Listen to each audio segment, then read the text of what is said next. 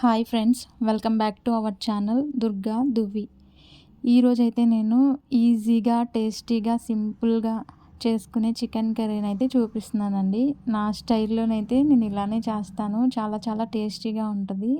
నాకైతే ఈ వంట మా అమ్మ నేర్పించిందండి. ఫస్ట్ ఆనియన్, పచ్చిమిర్చి, టమాటో కట్ చేసుకొని పక్కన పెట్టుకోవాలండి. ఒక మిక్సీ జార్ తీసుకొని వెల్లుల్లి, అల్లం, ఒక 2 ఆనియన్స్, ఒక మిర్చి, 2 లవంగాలు, కొంచెం చెక్క, ఒక యాలక్కాయ అయితే తీసుకొని మిక్స్ చేసి పక్కన పెట్టుకోవాలండి. స్టవ్ మీద ప్యాన్ పెట్టుకొని స్టవ్ వెలిగించి ప్యాన్ హీట్ ఎక్కాక ఆయిల్ అయితే పోసి ఆయిల్ని హీట్ చేసుకోండి. ఆయిల్ అయితే హీట్ అయిందో లేదో చూసుకొని మనం కట్ చేసుకున్న ఇంగ్రీడియంట్స్ ఉన్నాయి కదండి, దాంట్లో ఫస్ట్ అయితే కరివేపాకు వేసుకుంటున్నాను. తర్వాత ఆనియన్స్ అండ్ పచ్చిమిర్చి కూడా వేసేసుకుంటున్నాను. వేసిన ఆనియన్, పచ్చిమిర్చి, కరివేపాకు కొంచెం లైట్గా బ్రౌన్ కలర్లో వచ్చే వరకు వేపుకోవాలండి.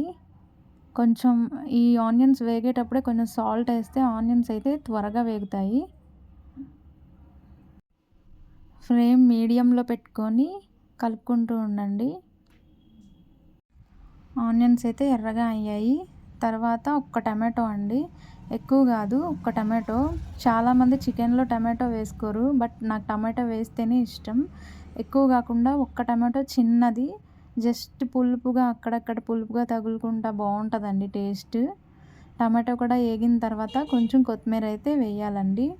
కొత్తిమీర కూడా టమాటో, ఉల్లిపాయ 3 కలిపి వేయించుకోవాలండి. అది వేగిన తరువాత మనం ముందుగా మిక్సీ పట్టుకున్న అల్లం వెల్లుల్లి ఆనియన్ వేసి పేస్ట్ చేసాం కదండి, అదైతే వేసుకొని బాగా వేయించుకోవాలండి. ఈ అల్లం వెల్లుల్లి పేస్ట్ పచ్చి వాసన పోయేదాకా వేపుకోవాలండి. అది వేపుకున్న తర్వాత కొంచెం కలర్ కూడా చేంజ్ అవుతుంది, కొంచెం ఎర్రగా వస్తుంది. అదిగోండి చూడండి, ఎర్రగా ఉంది కదండి, అంటే అల్లం వెల్లుల్లి వేగిపోయినట్టేనండి. ఈ అల్లం వెల్లుల్లి వేగిన తర్వాత చికెన్ అయితే వేసేసుకోవాలండి. బాగా శుభ్రం చేసి కడిగిన చికెన్ అయితే నేను వేసుకుంటున్నాను. మేము స్కిన్నే తింటామండి, స్కిన్లెస్ అయితే మేము తినం, మాకు ఇష్టం ఉండదు. ఇంట్లో వాళ్ళు కూడా స్కిన్నే ఎక్కువ ఇష్టపడతారండి, అందుకనే మేము స్కిన్నే తెచ్చుకున్నాము.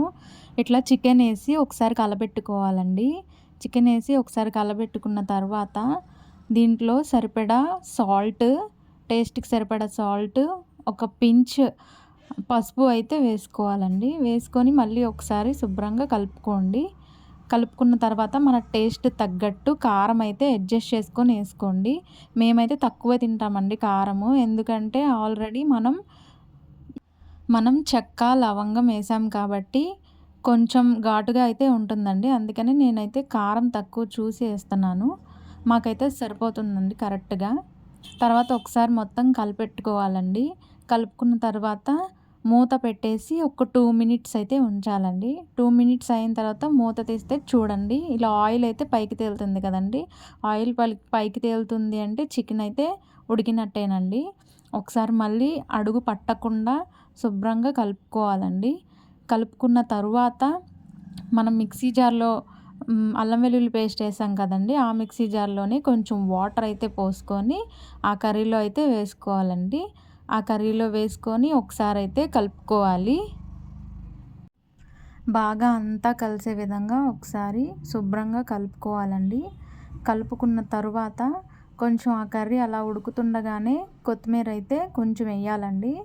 నేనైతే కొత్తిమీర మధ్యలోనే వేస్తాను, అందరూ కర్రీ అయిపోయిన తర్వాత లాస్ట్లో వేస్తారు, నాకు అలా ఇష్టం ఉండదండి, కర్రీ మధ్యలోనే వేస్తాను. కొత్తిమీర వేసి కూడా ఒకసారి కలిపేసుకోవాలండి.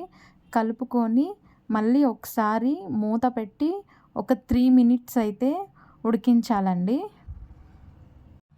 ఒక 3 మినిట్స్ ఉడికిన తర్వాత ఒకసారి మూత తీసుకొని చూసుకుంటే మనకి బాయిల్ అవుతుంది చూడండి. చికెన్ కర్రీ దగ్గరకు వచ్చేసింది, కొంచెం ఆయిల్ తేలుతూ మీకు అర్థమవుతుంది కదండి.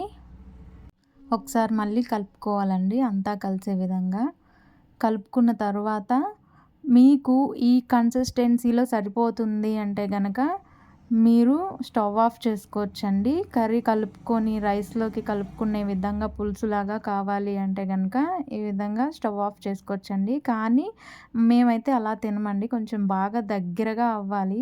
దగ్గరగా చికెన్ ఫ్రై టైప్‌లో రావాలండి. చాలా దగ్గరగా అవ్వాలి. అలా అయితేనే మా ఇంట్లో తింటారు. నాకు కూడా అలానే ఇష్టం. అందుకని ఇంకా దగ్గర పడేదాకా అడుగు అంటకుండా చాలా జాగ్రత్తగా కలుపుకుంటూ మగ్గనిస్తున్నానండి. చూడండి, ఆయిల్ అయితే సెపరేట్ అయిపోయి చాలా దగ్గరకొచ్చేసింది కర్రీ. చాలా టేస్టీగా ఉంటదండి. ఈ విధంగా చేసుకొని ఒక్కసారి తిని చూడండి. చికెన్ ఫ్రైకి ఏమాత్రం తీసిపోదు. చాలా సూపర్‌గా ఉంటుందండి. ఫైనల్లీ కర్రీ అయితే అయిపోయిందండి. నేనైతే స్టవ్ ఆఫ్ చేసేసాను. ఇంత దగ్గరకొస్తే మాకు సరిపోతుందండి. వేడి వేడి అన్నంలో ఈ ఫ్రై, ఈ కర్రీ అయితే వేసుకొని తింటే సూపర్‌గా ఉంటుందండి. మా హస్బెండ్‌కి పెట్టాను. చాలా బావుందన్నారు. మంచి కాంప్లిమెంట్ ఇచ్చారు. నాకైతే చాలా నచ్చింది కర్రీ. చూసారు కదండీ! సింపుల్‌గా, టేస్టీగా చికెన్ కర్రీ ఎలా చేసుకోవాలో చూసారు కదండీ! ఒకసారి మీరు గూడా ట్రై చేసి ఎలా వచ్చిందో నాకైతే కామెంట్ చేసి చెప్పండి. ఇలాంటి మరిన్ని వీడియోస్ కోసం నన్ను సపోర్ట్ చేసి నా ఛానల్‌నైతే సబ్స్క్రైబ్ చేయండి.